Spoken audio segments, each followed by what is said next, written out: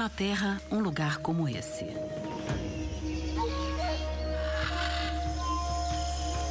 Aqui, o assombroso é banal. Peixes saltam da água para pegar sua presa. Felinos nadam. É o reino da beleza e da brutalidade, onde a adaptação é crucial para a sobrevivência. Esta é a Amazônia selvagem.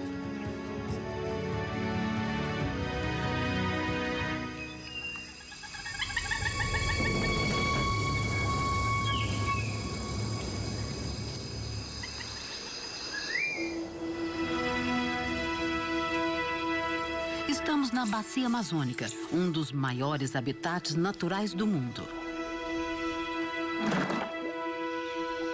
Aqui se encontra 1/10 de todas as espécies vegetais e animais do mundo.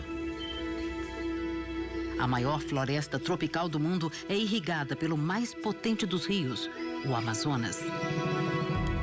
São 6.000 quilômetros de comprimento. Essa região misteriosa finalmente revela alguns de seus segredos. Nos últimos 10 anos, uma nova espécie é descoberta em média a cada 3 dias.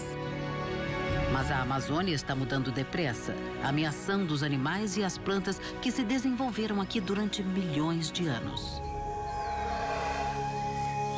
Precisamos conhecer melhor esse local notável antes que seja tarde demais.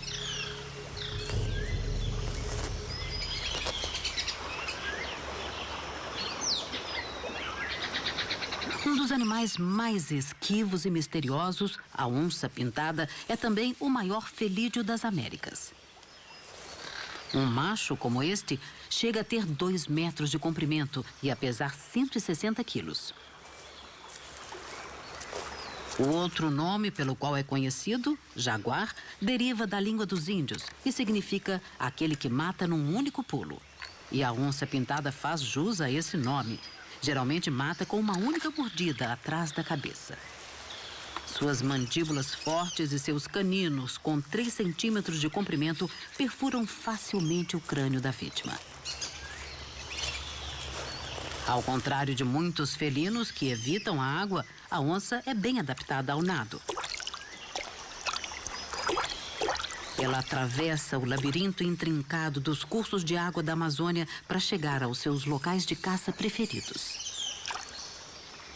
Mas até a onça-pintada tem que tomar cuidado nessas águas lamacentas.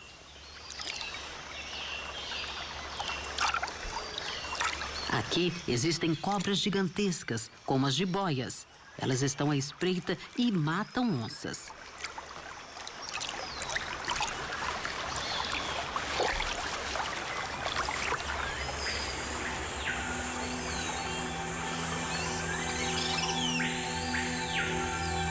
Uma vez em terra firme, elas imediatamente começam a caçar.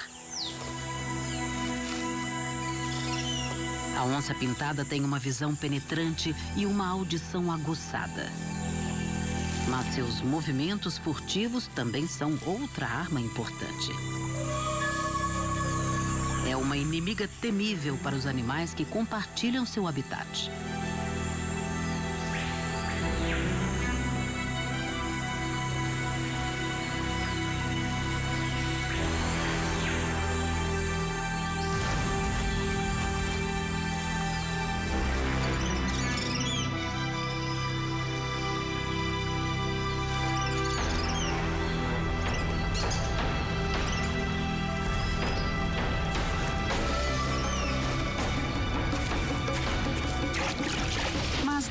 Onça-pintada consegue tudo o que quer.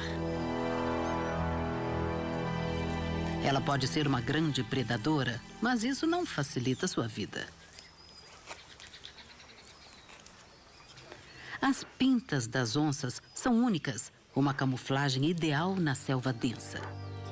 Mas fizeram desses felinos grandes uma presa ideal para o comércio de peles.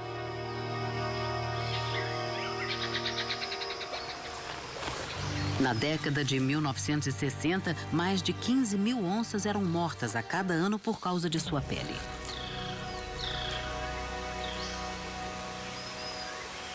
Esse comércio agora está proibido, mas a onça-pintada ainda está ameaçada.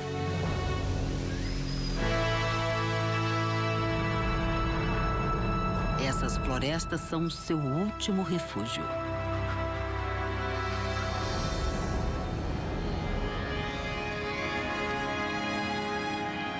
A bacia do rio Amazonas domina o norte da América do Sul. Uma área com mais da metade do tamanho da Austrália é o coração verde de um continente enorme. E suas florestas constituem realmente os pulmões do planeta. Mas agora, depois de milhões de anos de adaptação, a vida selvagem da Amazônia está ameaçada pela mudança da floresta ao seu redor.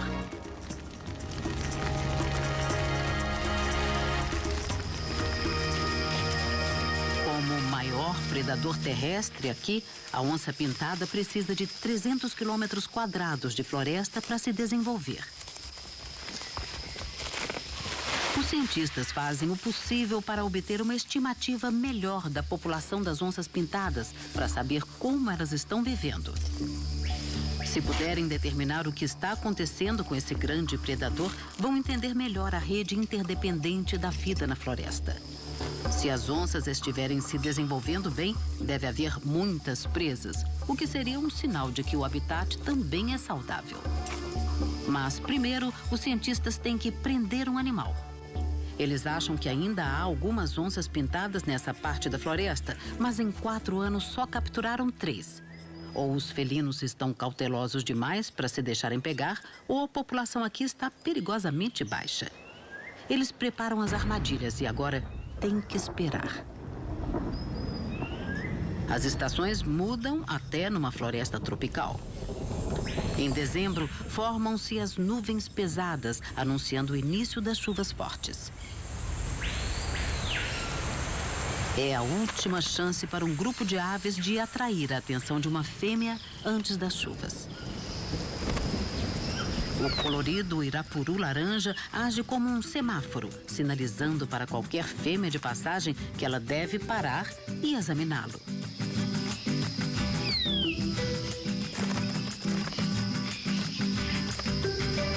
Cabe à fêmea decidir quem tem a plumagem mais bonita e os movimentos mais suaves.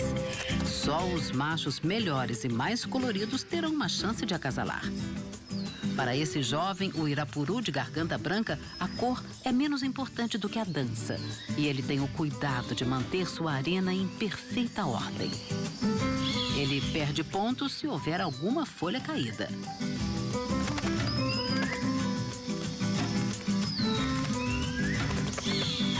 A folha tem que ser arrumada rapidamente e com estilo.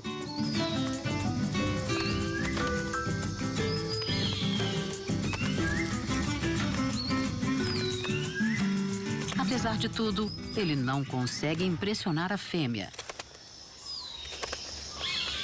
E pode não ter outra chance nessa estação. Não há tempo a perder.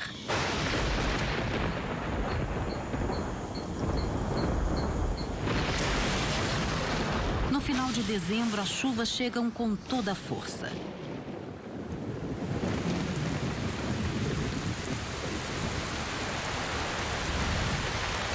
Algumas áreas vão receber 3 metros de chuva em alguns meses.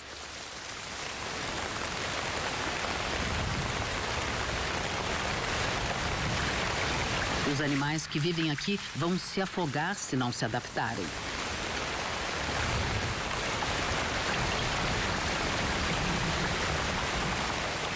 O degelo dos Andes e a chuva da mata tropical lançam mais de 200 bilhões de toneladas métricas nos vales.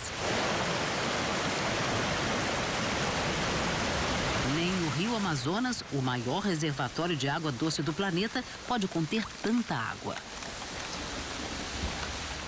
Todos os anos ele inunda suas margens, aumentando sua largura mais de 5 vezes.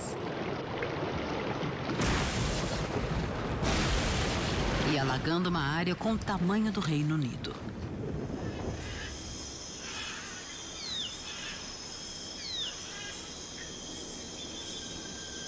O dia nasce num mundo transformado.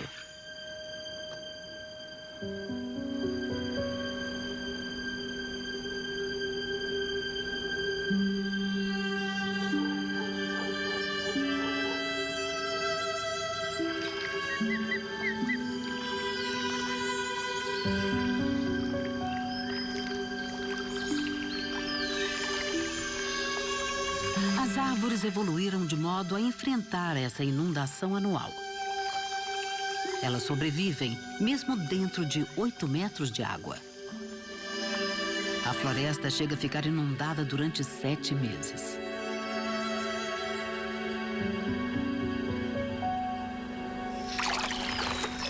É um transtorno para os animais que vivem no solo da floresta e que têm que ir embora.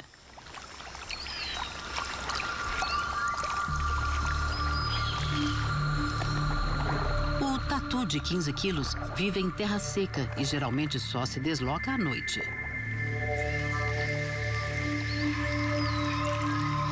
Forçada a sair de sua cova inundada, essa fêmea nada desesperadamente para se salvar. Ela corre um sério perigo. Predadores como o jacaré-açu cruzam os cursos d'água e ela pode afundar com o peso de sua carcaça. Se for preciso, ela consegue prender a respiração por alguns minutos e até andar no leito do rio. Para atravessar esse canal largo, ela engole ar e infla seu estômago, criando um salva-vidas temporário. Mas nadar tanto é exaustivo e rondam predadores famintos.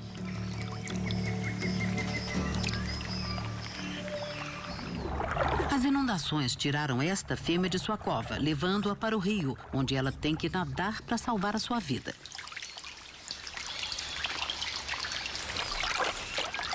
Dessa vez ela teve sorte.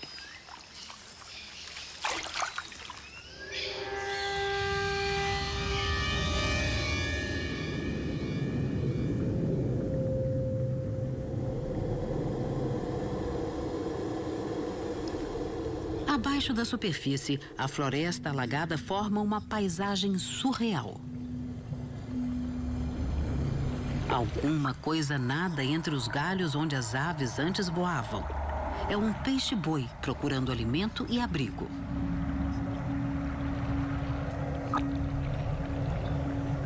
O peixe-boi da Amazônia é o menor de sua espécie. E é o único do mundo que vive exclusivamente na água doce.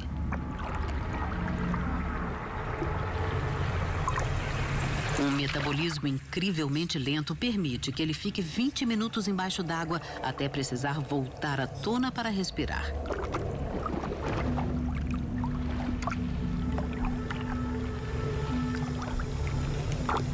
Esta fêmea migrou do rio para a floresta alagada.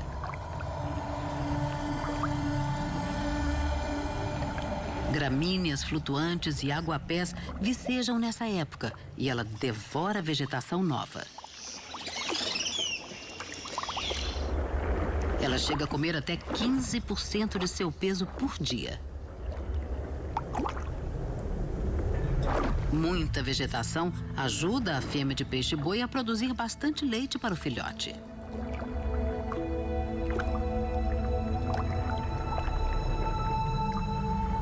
Esse filhote ainda vai levar quase 1 ano para desmamar inteiramente. Os peixes-bois jovens podem ficar mais de 1 ano com a mãe, abrigando-se à sua sombra e aprendendo a sobreviver.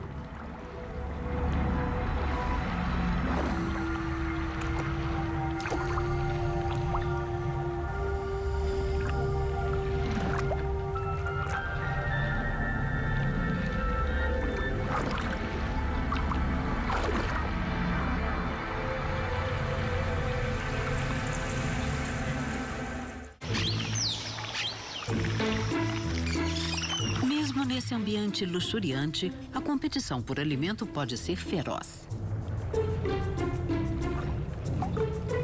Os sobreviventes desenvolveram maneiras de achar comida onde seus rivais falharam.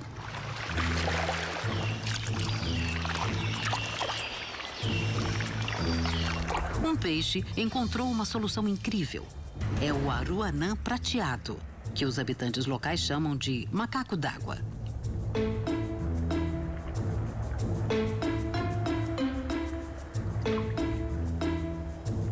Ele pesca tanto dentro como fora da água.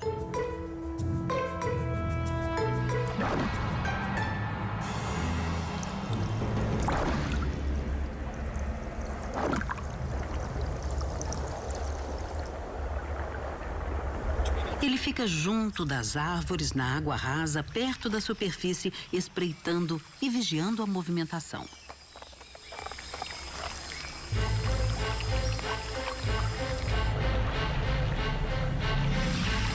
Quando localiza o alvo, o aruanã sai da água e salta no ar.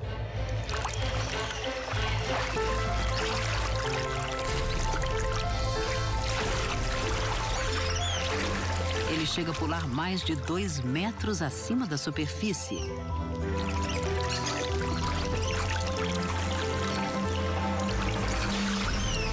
E obtém uma vantagem crucial na corrida pelo alimento.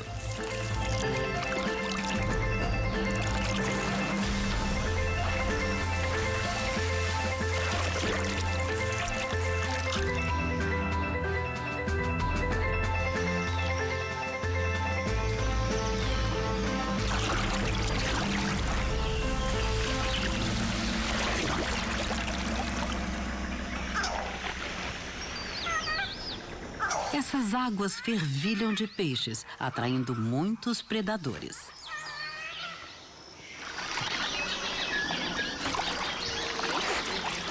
A Amazônia é o último bastião para as ariranhas gigantes, uma espécie ameaçada que chega a atingir quase 2 metros de comprimento. Elas vivem e caçam em grupos grandes. Esse grupo de 10 animais é uma família extensa, encabeçada pela mãe e pelo pai. O bando é bem-vindo para os índios caiapós, que vivem rio abaixo. Assim como os peixes que comem, as ariranhas gigantes só se desenvolvem em rios limpos e saudáveis. Sua sobrevivência está sendo ameaçada à medida que o maior rio do planeta se torna mais poluído.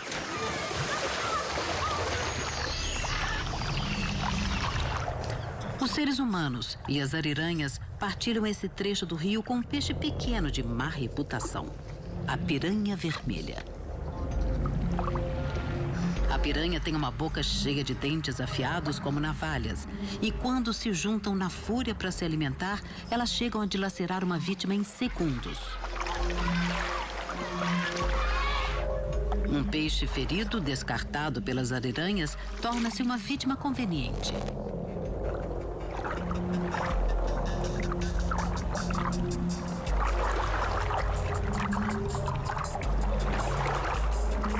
O som e a movimentação atraem a atenção delas, mas a verdadeira isca é o sangue. Os caiapós sabem que é seguro para eles nadar aqui. Apesar do que se diz, as piranhas não se interessam muito por seres humanos.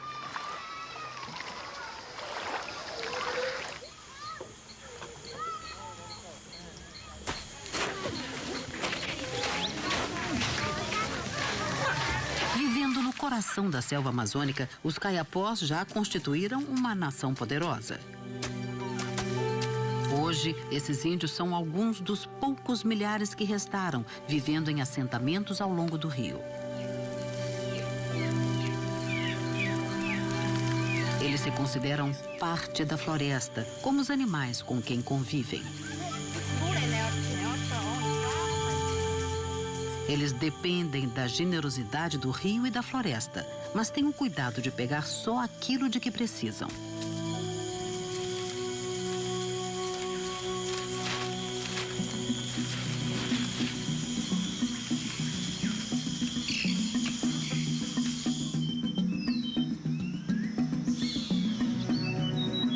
Nessa estação, os rios alagados constituem o único caminho para se penetrar na selva densa. Hoje, 2 anciões da aldeia estão caçando um animal que apreciam muito e eles o encontraram.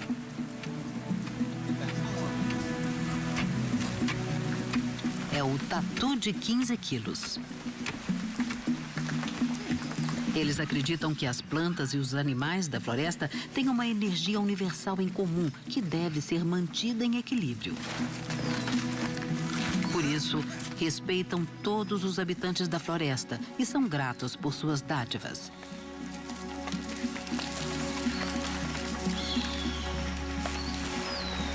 Assim, enquanto voltam para casa com sua presa, os anciões cantam para o espírito do tatu. Eles agradecem por ajudar a tribo a sobreviver pelo menos mais um dia.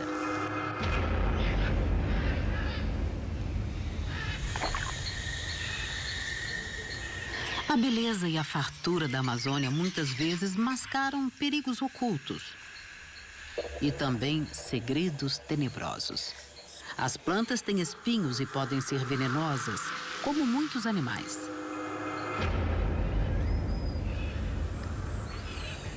Essas florestas não são o Jardim do Éden, mas um campo de batalha pela sobrevivência. E seus habitantes têm que se adaptar a seus perigos. Os desenhos coloridos dos sapos venenosos só significam uma coisa: não se aproximem. Substâncias químicas tornam sua pele amarga e de gosto desagradável. Isso pode explicar por que a fêmea se arrisca a pôr apenas alguns ovos numa folha muito exposta. Com o tempo, os ovos se tornam girinos e começam a se mexer. Isso faz com que os filhotes fiquem ainda mais vulneráveis. A movimentação alerta os predadores. Por isso, seu pai monta guarda durante as primeiras semanas de vida dos sapinhos. Os predadores aprenderam que a cor e os desenhos do sapo significam uma refeição desagradável. Os girinos também podem ter um gosto ruim, mas não por enquanto. A sobrevivência dos filhotes depende agora da proteção do pai e de uma última tarefa que vai ajudar a garantir o futuro da prole. Ele vai conduzi-los numa jornada arriscada e perigosa até um lugar mais alto e seguro. Primeiro, os filhotes têm que subir no seu dorso. Uma película fina de muco os manterá no lugar enquanto fazem essa viagem.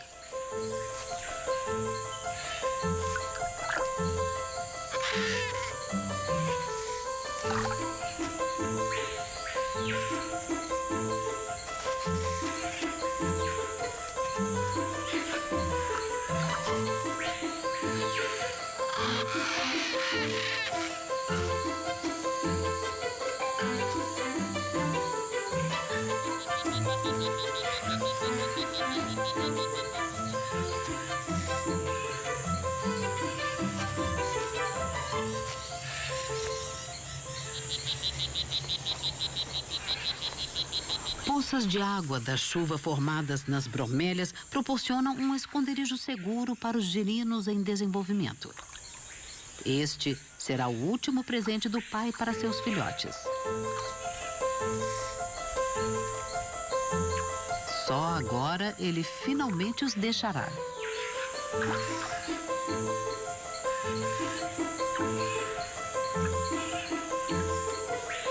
As poças garantem um refúgio seguro e a água nutritiva vai alimentar os girinos durante os 3 meses seguintes.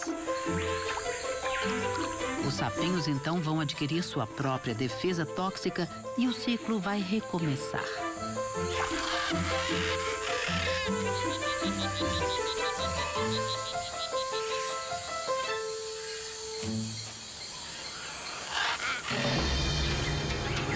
A estufa da biodiversidade revela lentamente seus segredos. Durante uma década, os cientistas descobriram mais de 1.200 animais e plantas novas. E essas espécies estão aprendendo agora como depender umas das outras para sobreviver. É uma rede frágil de relacionamentos interligados.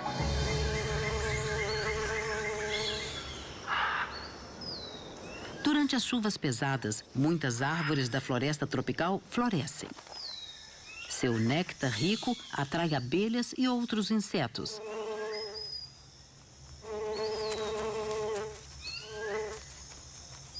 E atrai também a atenção de um grupo extraordinário de passarinhos. Os beija-flores só são encontrados nas Américas.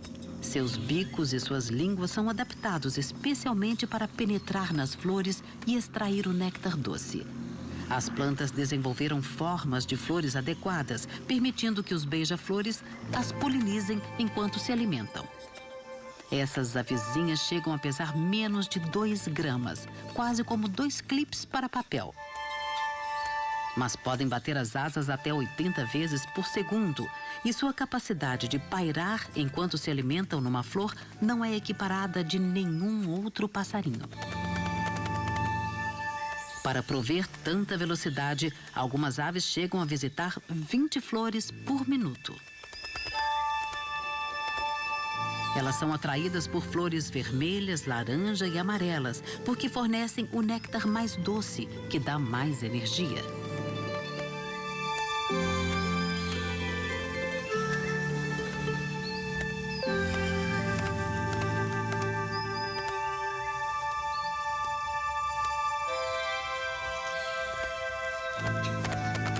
É durante a estação das chuvas que muitas espécies reproduzem e criam seus filhotes.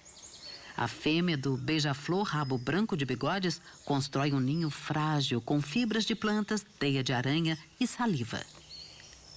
Para alimentar seus filhotes famintos, ela voa constantemente entre o ninho e as flores, voltando com uma mistura nutritiva de insetos e néctar. Ela fará a mesma coisa para um segundo filhote assim que ele nascer. Essa alimentação intensa chega a durar 28 dias, até que os filhotes tenham força suficiente para deixar o ninho. Para animais que vivem em tal velocidade, eles necessariamente não morrem jovens.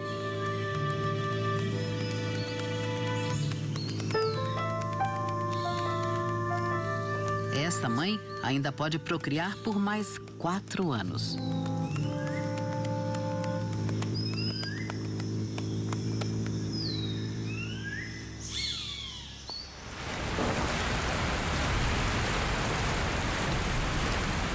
Estamos agora em abril. Depois de quase 5 meses, as chuvas pesadas diminuíram. Os dias ensolarados são mais frequentes agora. O palco está montado para um evento extraordinário, uma das parcerias mais raras na Amazônia.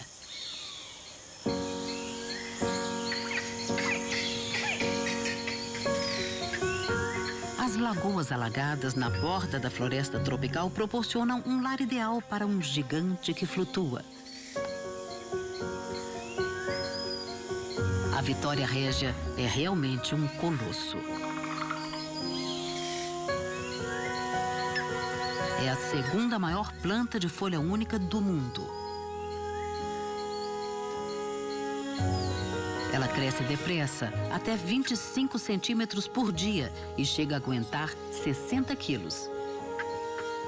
Esse jacaré de 2 metros utiliza-se dela para tomar sol. E as folhas formam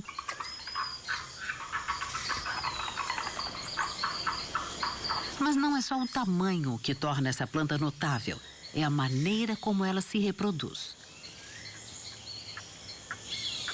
O indício é a cor diferente das flores. Quando a noite cai, a temperatura interna da flor branca sobe, até 10 graus mais quente que o ar. Isso faz a flor abrir.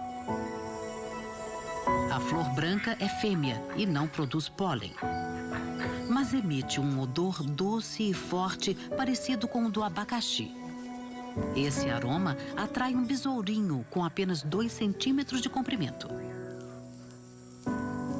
Ele é um dos polinizadores da Vitória Régia. Ele entra no miolo da flor fêmea, levando o pólen que colheu em flores masculinas.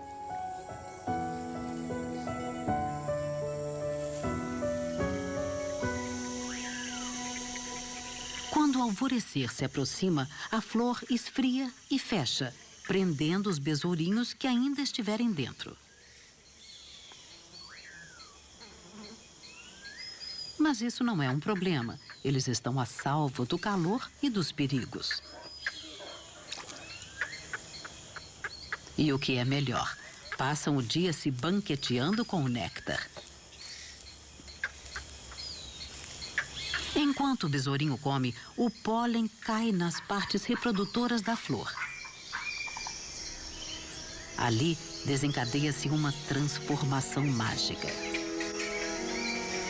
A flor branca feminina enrubesce e fica rosada.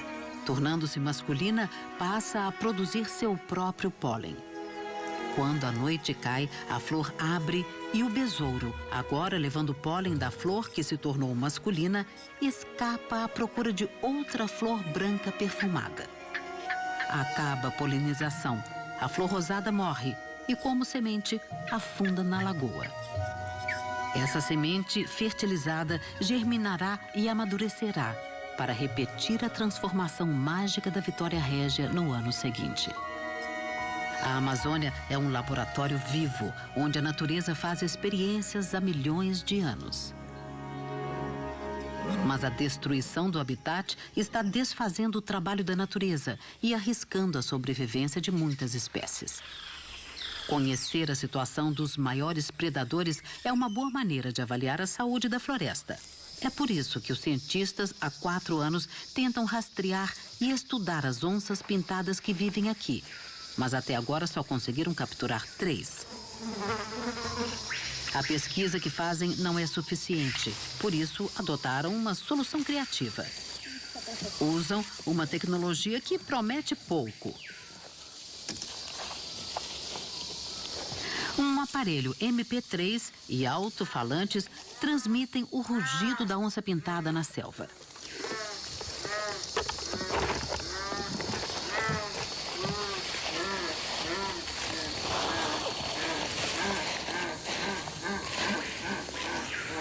Os cientistas esperam que um felino curioso venha investigar. É uma tentativa, mas eles estão sem opções e as onças pintadas estão acabando.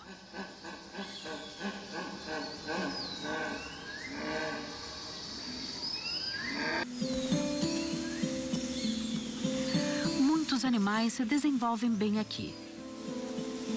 E mais de 1.500 espécies de aves.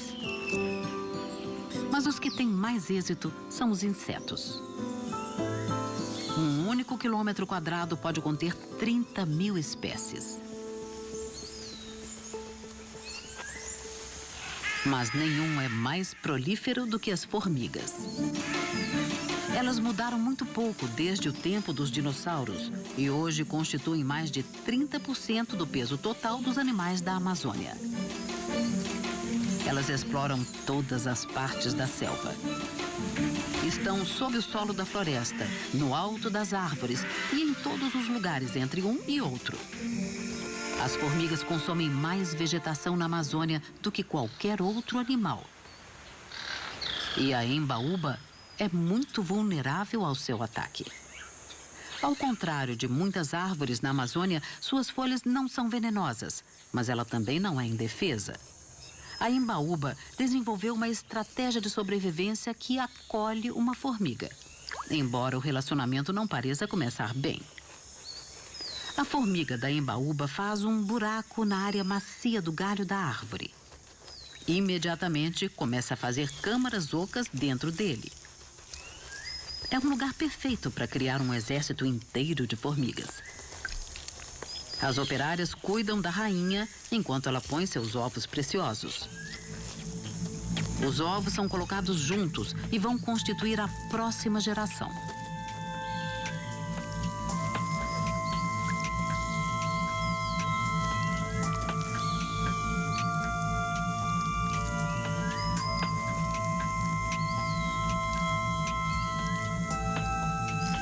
Existe também um terceiro parceiro nesse relacionamento. São as cochonilhas.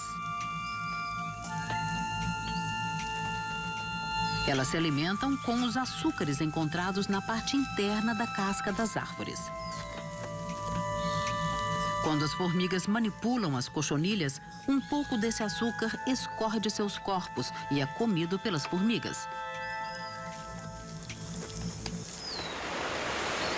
Mas por que será que a árvore tolera essas invasoras?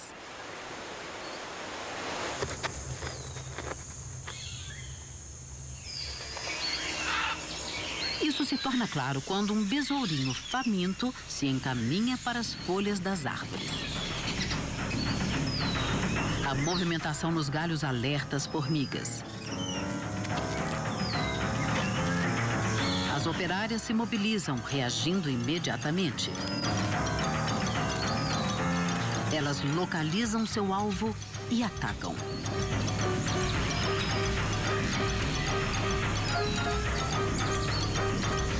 As formigas têm uma mordida feroz e se prendem nas partes moles do besourinho.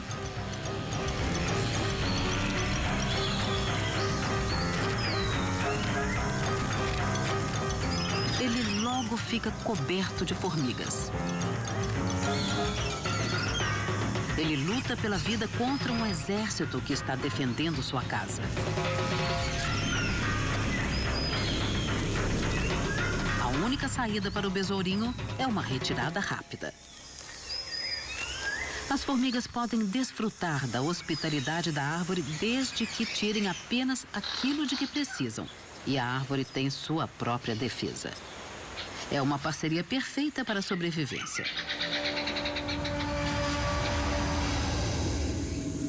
O dossel das árvores mais altas da floresta tropical pode chegar a 50 metros acima do solo. É tão inacessível que muitas de suas criaturas permanecem um mistério. Quando os cientistas têm uma chance de explorá-las, frequentemente descobrem alguma coisa nova. Só na última década foram descobertos 9 primatas novos. A imensa quantidade de habitats no dossel pode acomodar uma grande quantidade de primatas.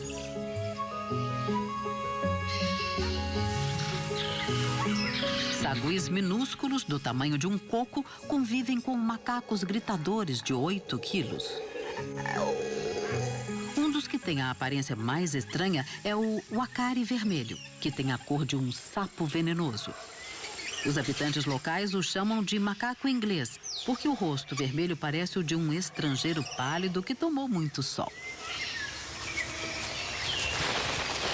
Na verdade, o rosto vermelho tem uma finalidade importante.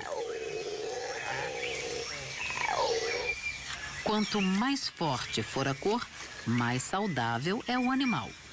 É um sinal essencial na escolha de um parceiro. Quando as árvores frutificam, os uacaris passam a maior parte do tempo se alimentando na parte superior do dossel.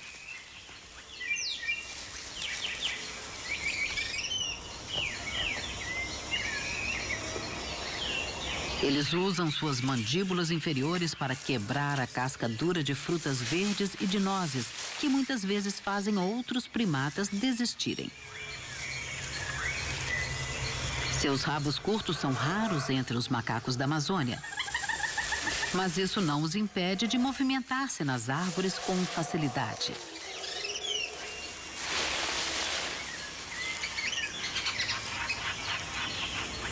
Os membros de uma família se catam para fortalecer os laços e estabelecer a hierarquia social.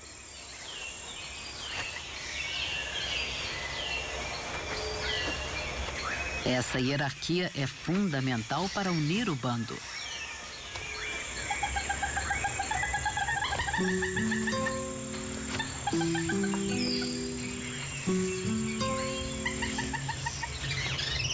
Os machos jovens estabelecem seus relacionamentos por meio de brincadeiras e de imitações de lutas. Às vezes é difícil distinguir umas das outras.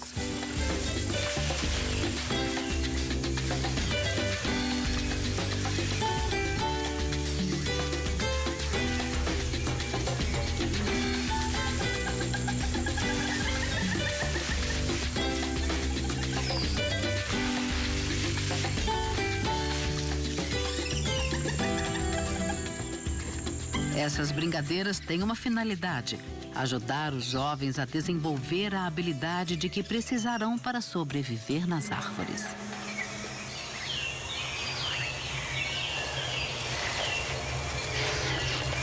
A estação da seca está se aproximando e o bando precisa aproveitar o restante da inundação.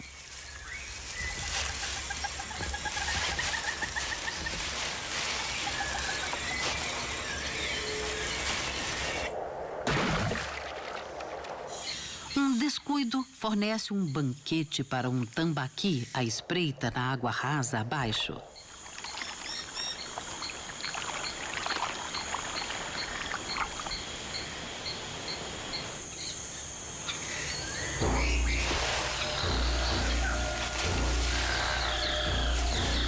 Mas o mundo verde e luxuriante das árvores também oferece perigos. Um macaco de cheiro localiza um gavião real e dá o alarme, alertando todos os que estão por perto.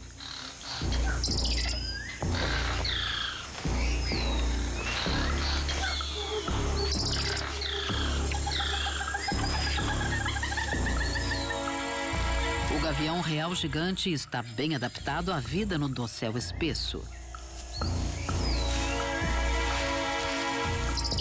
É muito bem capaz de arrebatar um macaco no galho. Um macho decidido com um filhote para alimentar é uma ameaça especial e ele voa grandes distâncias para encontrar comida.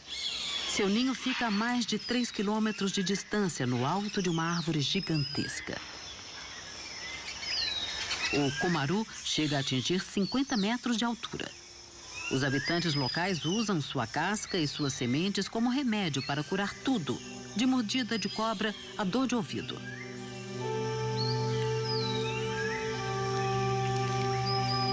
Uma fêmea do gavião real e o seu filhote ocupam um ninho na segurança de sua copa. Ela é realmente imensa. É a maior ave de rapina das Américas, com uma envergadura de asa que chega a 2 metros. Suas garras são tão grandes quanto as dos ursos pardos e podem prender uma presa com a metade de seu peso. Apesar de seu tamanho e de sua força, o filhote corre o risco de ser atacado por muitos inimigos, inclusive moscas transmissoras de doenças.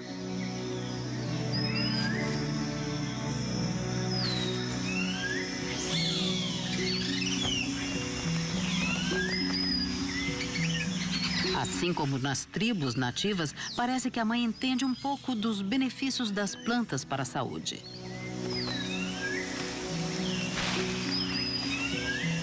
Ela traz frequentemente galhos finos e ramos verdes para refrescar o ninho. Isso parece manter parasitas e outros insetos longe do filhote querido.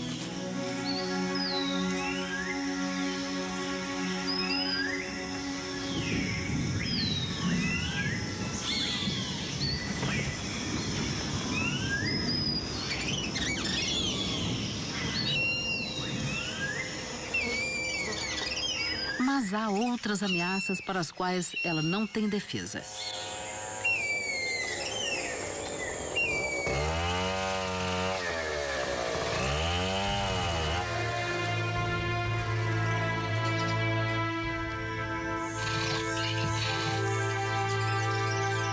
A madeira valiosa do cumaru é muito procurada pelos madeireiros.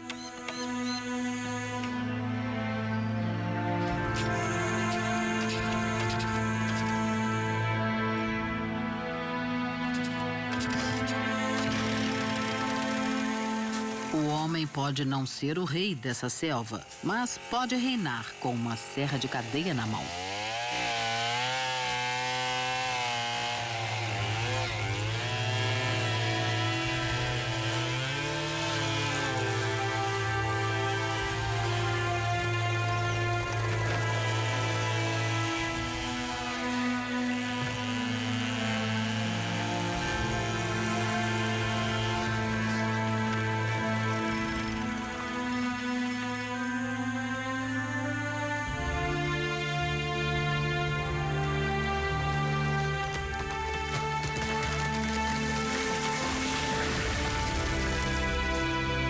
Quase 20% da floresta amazônica já foram desmatados, ameaçando não só o gavião real, como toda a vida na Terra.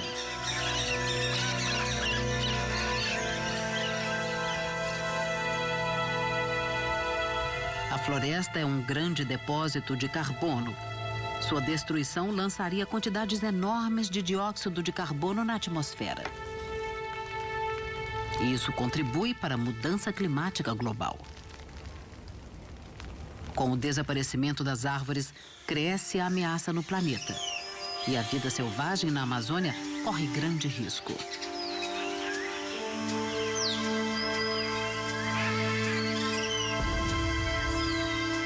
A perda de florestas representa um perigo especial para o gavião real. Esta mãe tenta fazer o seu ninho pela terceira vez. É a terceira árvore que escolhe. As 2 árvores anteriores foram cortadas. Um gavião real leva 1 ano para criar um único filhote. Será que este chegará à idade adulta? Os guardas florestais estão apenas a 1 quilômetro de distância.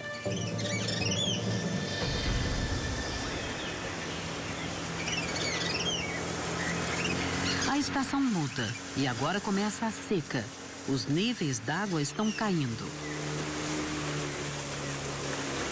Com o recuo da água dos alagamentos, as onças pintadas vão expandir suas caçadas. E isso vai dar aos cientistas melhores oportunidades para localizar e capturar suas presas. Eles querem saber mais sobre o comportamento dos grandes felinos e avaliar a saúde geral nessa parte da Amazônia.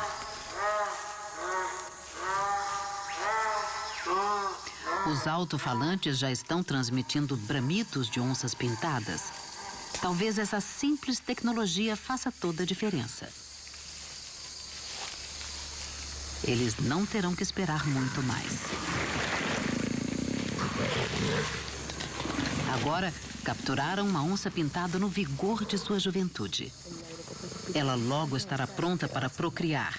E se o resultado for bom, constituirá um verdadeiro teste da saúde do ambiente. Eles precisam sedá-la rapidamente e com toda a segurança.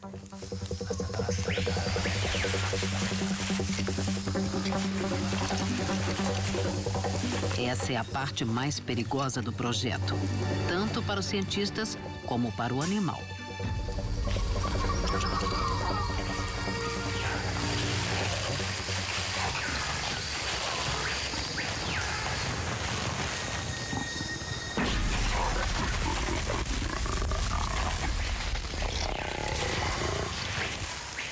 Os anestésicos logo fazem efeito. Agora eles podem colher todas as informações de que precisam.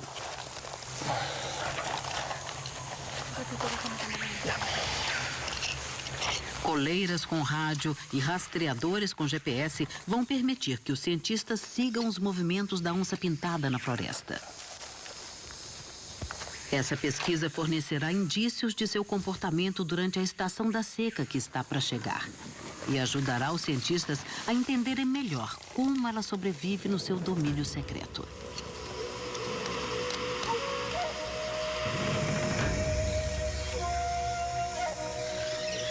A compreensão que eles adquirirem vai ajudar a garantir o futuro da própria floresta.